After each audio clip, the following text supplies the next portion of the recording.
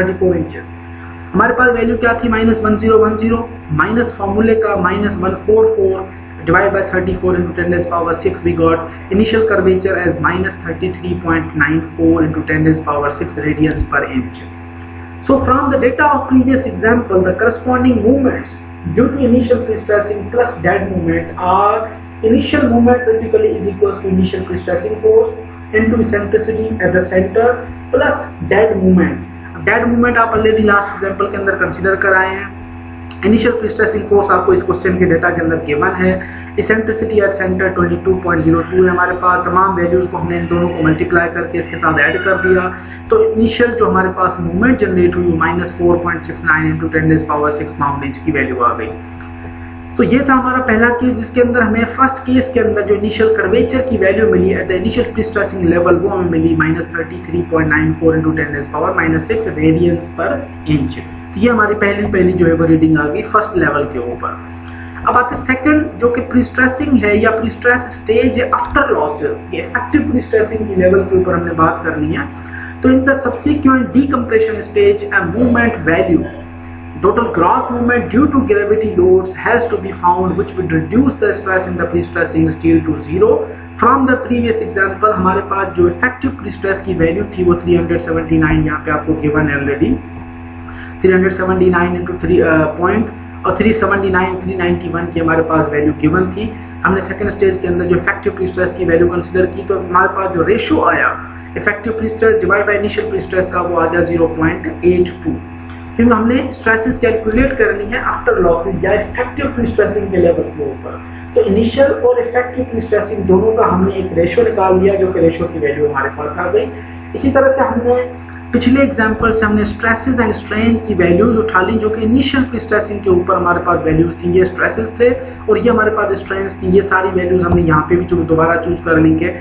Initial prestressing level के ऊपर stresses eight the top fibre +501, stresses eight the bottom fibre -34 strains in the top fibre +144 and strains at the bottom fibre -1010 into 10 raised power 6 inch पर inch.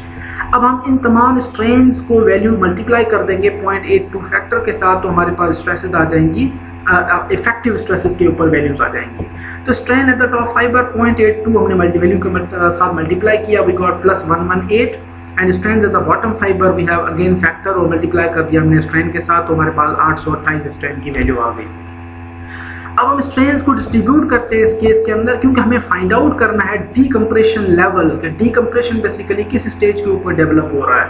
हमने क्या किया, जो top fibre strands थी वो top fibre के अंदर strands रखी +118 into 10 raised power -6 और -828 हमारे पास बॉटम फाइबर के ऊपर स्ट्रेंड्स आ गई। टोटल सेक्शन हमारा 34 इंचेस का है, वो आ गया यहाँ पे आपके पास। अब आप क्या करते हो कि यहाँ पे आपने अज्यूम किया कि लेट सपोज दिस जो न्यूट्रल एक्सिस डेवलप हुआ, इस न्यूट्रल एक्सिस से लेके टॉप तक आपने डिस्टेंस को नाम दे दिया एज x, और यहाँ से जो बॉटम तक डिस्टेंस था this distance will be 34 - x। तो आप कंपेयर कर दो दोनों ट्राइंगल्स को, आपके पास जो ये टॉप वैल्यू की वैल्यू आ जाएगी x की, वो आ गई 4.24 इंचेस।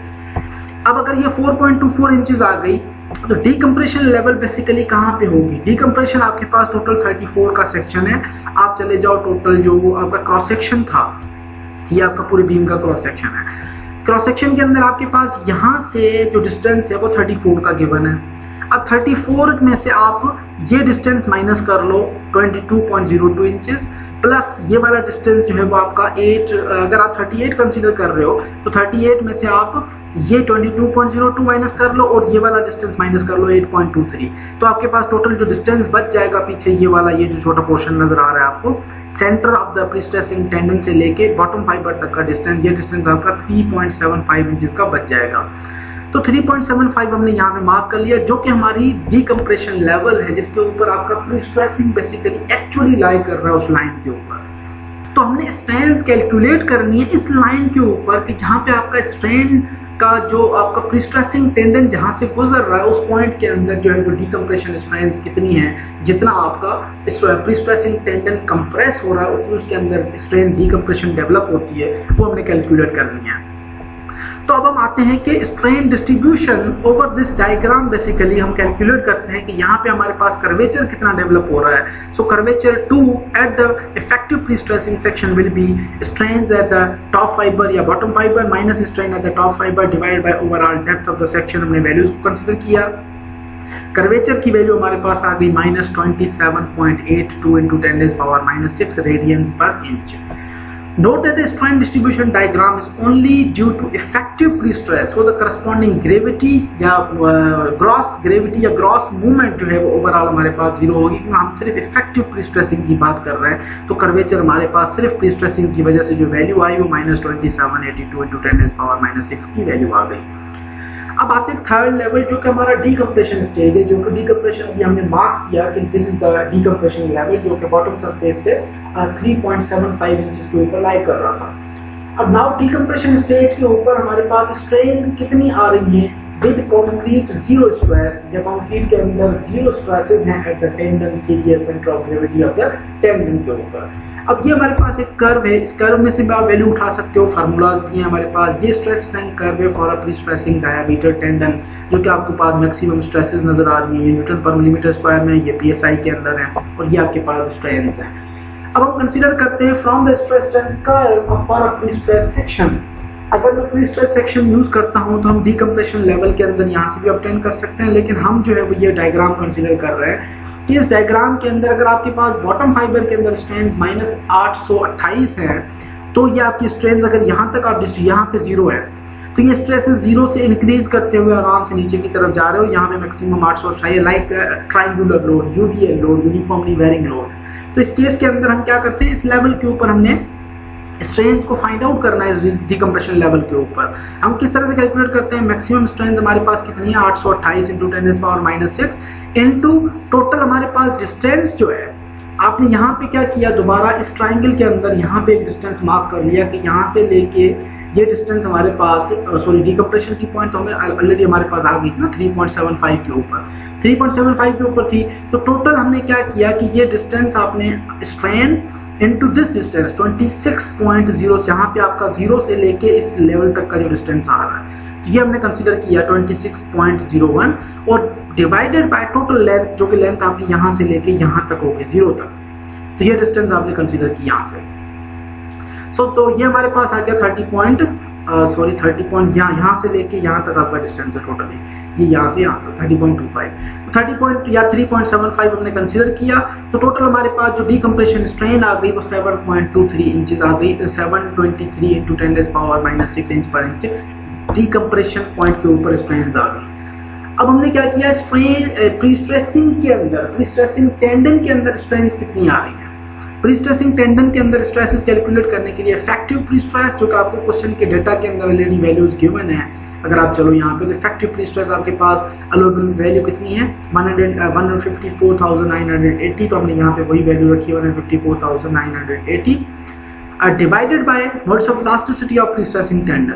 अब मोड्स ऑफ इलास्टिसिटी हमने जो प्री स्ट्रेसिंग टेंडन की कंसीडर की है वो 28.5 इंटू 10⁻6 कंसीडर की है। आप 27.5 इंटू 10⁻6 भी सम टेंडन्स की वैल्यूज होती हैं, तो आप यहाँ पे थोड़ी सी मिस्टेक हो गई है बेसिकली कैलकुलेशन के अंदर, तो आप यहाँ पे 28.5 भी वैल्यू पुट कर सकते हैं मोड्स ऑफ इलास्टिसिटी, क्योंकि हमें क्वेश्चन के अंदर 28.5 गिवन है।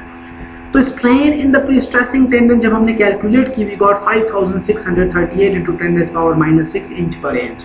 So compatibility of the strain requires that the pre-stressing tendons in the bonded beam, कि bonded beam के अंदर आपका जो reinforcement है वो bonded होता है surrounding concrete के साथ। So therefore जो strain concrete के अंदर develop होगी वही strain आपके material के अंदर भी develop होगी, या material के अंदर जो strain develop होगी वही आपकी उसी concrete के surrounding concrete के अंदर भी develop होगी। So increasing the tensile strain in the tendon in order to reduce the compressive stresses in the concrete at the CGS level to 0, thus the total pre-stressing strains will be equals to, जो आपके पास pre-stressing strain यहाँ पे value आई plus आप decompression strain add कर देते हो, यहाँ पे टोटल strains आपके पास जो pre-stressing के अंदर जनरेट हुई वो 6359 इंटू 10⁻6 इंच पर इंच आ गई। सो हम कैलकुलेट करते हैं कि let's suppose from the diagram effective pre stress अगर हम कंसीडर करते हैं 177,000 के ऊपर, तो हम क्या करते हैं कि कैलकुलेट करते हैं अब टोटल हमारे पास एडजस्टेड टॉप फाइबर स्ट्रेसेस और बॉटम फाइबर स्ट्रेसेस कितनी आ रही हैं और एडजस्टेड इफेक्टिव प्री स्ट्रेस कितना आ रहा है। तो हमने जो इफेक्टिव प्री स्ट्रेसेस के लिए जो वैल्यूज कैलकुलेट की, स्ट्रेसेस हमारे पास 177,000 थी जो आप ग्राफ से कैलकुलेट करते हैं। Effective pre stress is equals to 177,000 into area of steel. Area of steel हमारे पास जैसा आपको नजर आ रहा है, effective pre stress is equals to stress into area of the steel. हमने मल्टीप्लाई किया तो हमारे पास जो effective adjusted pre stressing force आ गया वो 433,295 हमारे पास वैल्यू आ गई। So adjusted top fiber stress is equals to minus pre-stressing effective divided by area of the section 1 minus यहाँ पे हमारे पास eccentric distance at center है into CT सेंटर से लेकर टॉप फाइबर तक का distance divide by r square is the radius of gyration plus minus हमारे पास जो value overall I equivalent two plus 469 psi जो कि टेंसाइल के अंदर वैल्यू आ रही है। अब इस वैल्यू से मैं स्ट्रेन कैलकुलेट करता हूं तो strain is equal to stress over modulus of elasticity. हमारे पास स्ट्रेन की वैल्यू आ गई 116 into 10 raised power -6।